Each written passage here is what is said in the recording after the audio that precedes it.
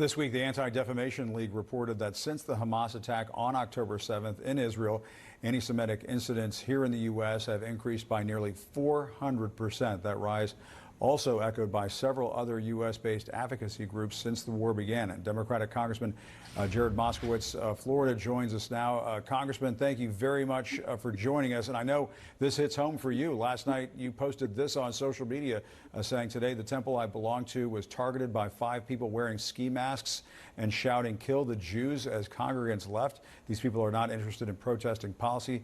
They want to mass murder an entire religion just like Hitler." I'm very sorry that this happened to you and members of your temple.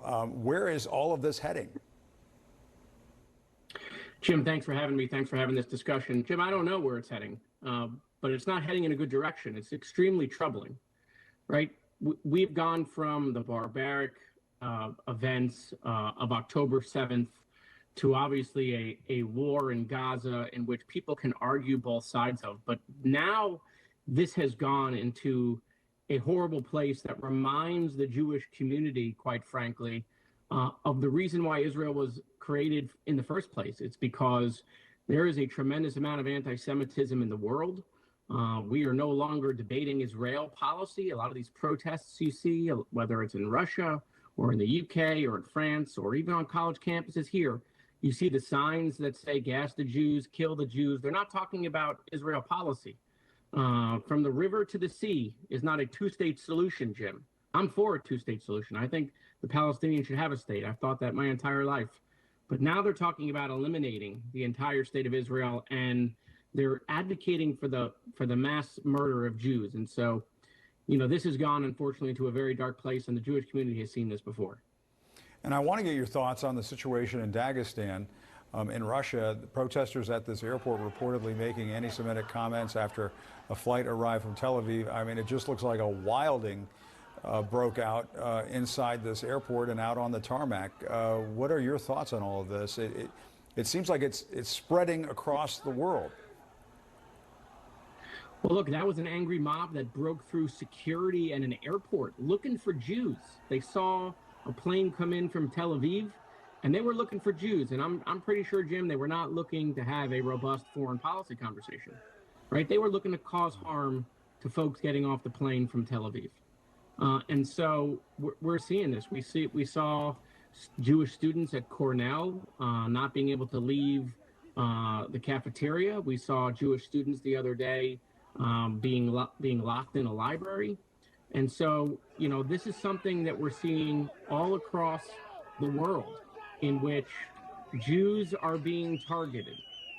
Again, this is a debate that has gone from the Mideast conflict, the war that's going on between Hamas and Israel, and this has now gone to dramatic anti-Semitism to the lengths we have not seen since World War II. The Jewish community has been warning, by the way, that the anti-Semitic attacks are on the rise. We've been seeing it year over year over year, online, especially on social media.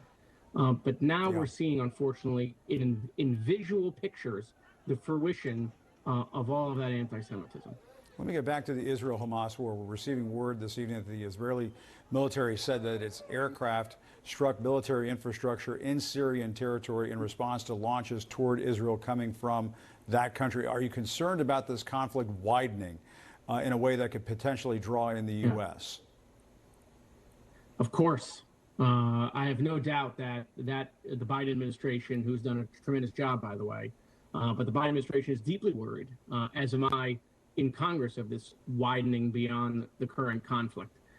There is no doubt that whether it's Iran or some of their proxies in the region, even some rogue actors, quite frankly, that Iran might not be able to control, may be looking to try to expand the conflict. You know, obviously the U.S. has those, you know, battle strike groups in the region to try to make sure that, you know, folks don't want to get involved. And look, you know, the U.S. obviously is going to stand by its greatest ally, Israel. The president's been super crystal clear on that. And so I think the message that the United States is sending is that should other nations decide to get involved, the United States will come to Israel's aid. And let me talk to you about something very important that's happened here in the United States. You're an alum of Marjorie Stoneman Douglas High School, where 17 people were killed in that mass shooting in 2018 at Parkland. Last week we saw this mass shooting in Maine.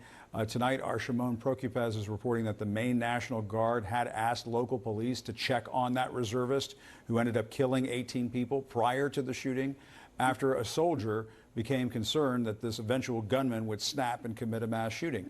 It sounds like warning signs were missed. How does this get fixed? Jim, I know what's happening in Maine all too familiar.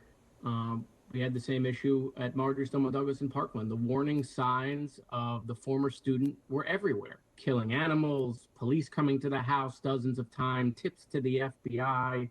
He had a file at the school board a mile long. Everyone knew that that kid was in trouble. And yet, people who are mentally ill in this country can go and get a weapon. And here in the state of Florida, we stopped that. We passed red flag laws. We raised the age to 21, 3-day waiting periods here in Florida. We did that right after, within 3 weeks, on a bipartisan basis, signed by Republican Governor Rick Scott, now U.S. Senator Rick Scott, to make sure that something like that didn't happen again. And so it's deeply troubling, Jim. We have to figure out in this country how we can recognize that, yes, there is a robust Second Amendment that we have to respect. But at the same time, can we at least agree that mentally ill people should not be able to get weapons of war? I know what that community is going through. The funerals, the parents, that, their kid's not coming home, a spouse that now is going to be an empty chair at the dinner table. Those people will never be the same. That community will never be the same. 6 years later, the city of Parkland is not the same. Those families, haven't moved on. They move forward. But look, elected leaders, whether they're in Maine or in Congress, have the ability to do something to stop this epidemic of mass shootings. And just finally, very quickly, we had Congressman Dean Phillips on this program earlier this evening talking about how he's running for president against Joe Biden. I assume you're supporting the president in his re-election bid. Your thoughts on Dean Phillips running? Should he not be doing this? Look, Dean's a good friend. He's a good colleague. And I think he means well. But no, I'm supporting President Biden. I'm with President Biden 100% of the way. I don't think we should be having any primaries at the moment.